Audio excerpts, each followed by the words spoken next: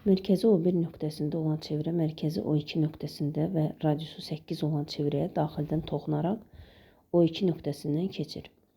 A nöqtəsindən böyük çevrəyə çəkilən toxunanlar arasındakı bucaq 60 dərəcə olarsa, AB toxunanın uzunluğunu tapın. A nöqtəsindən böyük çevrənin mərkəzini birləşdirsək,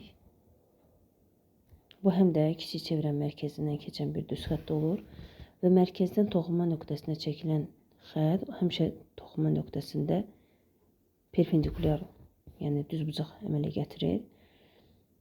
Burada bir C nöqtəsi desək, böyük çevrənin radiusu 8 olduğu üçün bu hissəyə 8 yazsaq, kiçik çevrənin mərkəzdən görürük ki, toxunduğu üçün radiusu 4 olacaqdır. Yəni 4, 4, 8-dir, 8-in yarısı. Və mərkəzdən O1 mərkəzindən B nöqtəsinə də bir parça çəksə, o da perpendikulyardır. Və bu da radius 4 olduğu üçün O1B-də O1B bərabərdir 4-ə. AC parçası, deməli CA, burada bir D nöqtəsi desək, CAD bucağı 60 dərəcəli bucaq olaraq bizə verilib. Mərkəzlə birləşdirdikdə burada tənbölən olduğu üçün yarı bölünəcək. Bu da 30 dərəcəli bucaq əmələ gəlir. 30 dərəcəli bucağın qarşısına 2 kat hipotenuzun yarısıdır. Yəni AO2 məsafəsi 16-ya bərabər olar, 8-in 2 qatı.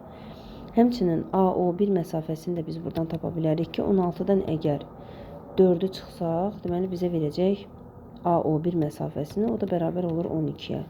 Buradan da Pifaqor teoremi vasitəsilə O1B beləcək üçbucağında AO1B üçbucağından Pifaqor teoremi tətbiq edərək biz AB parçasının uzunluğunu tapa bilərik. AB-nin kvadratı üstə gələn üçün 4-ün kvadratı bərabər olmalıdır AO1-in kvadratına. AB katetdir, O1B katetdir. AO1 isə hipotenuz rolunu oynayır. Deməli, AB-nin kvadratı bərabərdir. AO1 12-dir. 12-nin kvadratı çıxılsın 4-ün kvadratı. 144 çıxılsın 16 bərabərdir 128. 128-i 64 vur 2 kimi yazsaq və biz buradan kök alsaq, AB bərabər olacaq 8 kök altda 2-yə.